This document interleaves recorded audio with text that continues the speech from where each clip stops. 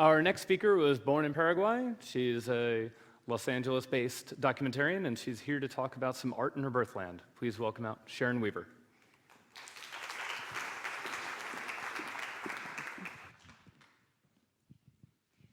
How do you build something to last 10,000 years? How do you foster responsibility and inspire wonder on future descendants for it to last that long? My name is Sharon Weaver, and I want to show you an example today. These are ancient petroglyphs carved into the Amambay hills of Paraguay. The petroglyphs have various shapes. Some look like stars, others look like counting lines, and some look like arrows pointing in a specific direction. When I was a child, my family and I lived near these hills. My Uncle Joe, who's sitting here, he would take us through the thick forest to visit the rock art sites, and we all wondered, how long have these symbols been here, and what do they mean? This is Galeano and his wife Abelina. They are leaders of a Paita tribe in the area. They told us that these hills are sacred. They told us that God created everything in the universe from this specific hill we're going to see just now, so everything originated there and spread out to the rest of the world. This reminded us of the beautiful star-shaped inscriptions we saw in the rock art, and that's how the Solar Map project began. We started a crowdfunding campaign and raised money to make a documentary. We think that if the world can see the significance of these petroglyphs, then we can all help preserve it. We set out to document the rock art sites and how they relate to the Paita Veteran beliefs and mythology. Here is my cousin Frank, the director of the project, interviewing an elder of the tribe.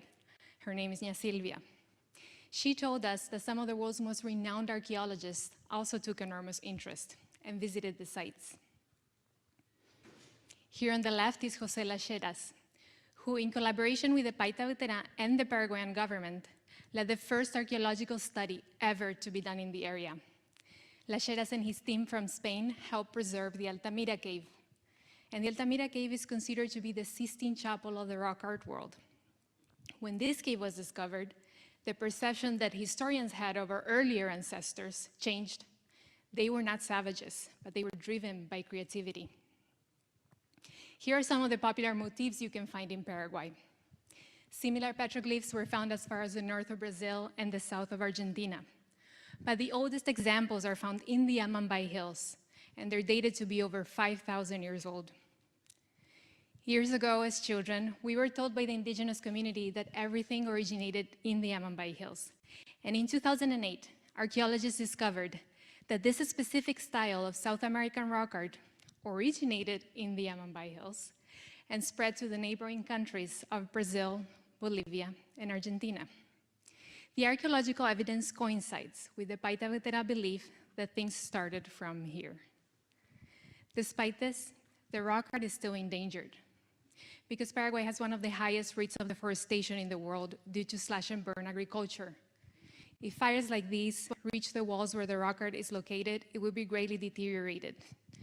And these sites have already suffered lots of deterioration due to old Paraguayan legends of buried treasure left behind after the Triple Alliance War.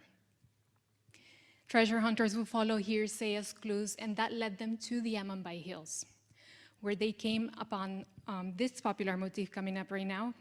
And when they saw this, they saw arrows, clues pointing towards hidden reaches, and they dug at the foot of these walls, and in some cases even used dynamite to clear the rocks. But the Paita Veteran knew there were no treasures there. Those symbols don't actually represent arrows. They were taught by their ancestors that those symbols represent the footprint of the ñandú, the biggest bird native to South America, a bird related to the ostrich. So the treasure hunter's perception was actually backwards. If those symbols were to indicate direction, one would follow it the wrong way. Likewise, we hope that the perception towards these sites will change. Here is Nya Silvia sharing stories with the children. Unfortunately, this effort alone can no longer protect it. The Paita Veteran, the very guardians of these sites, fight not only for the preservation of their culture, but also for their basic human rights. They need the world to see the relevance of these petroglyphs and help preserve them for future generations. We believe that these hills should be declared World Heritage Sites, 5,000 years from now, we hope that this physical representation of our ancestors will persist. And now that you know about the Solar Map project, I hope you can pass this story along. If we can see the petroglyphs as a manifestation of culture, we can turn the arrows into footprints. Then we can help preserve it to last at least another 5,000 years. Thank you.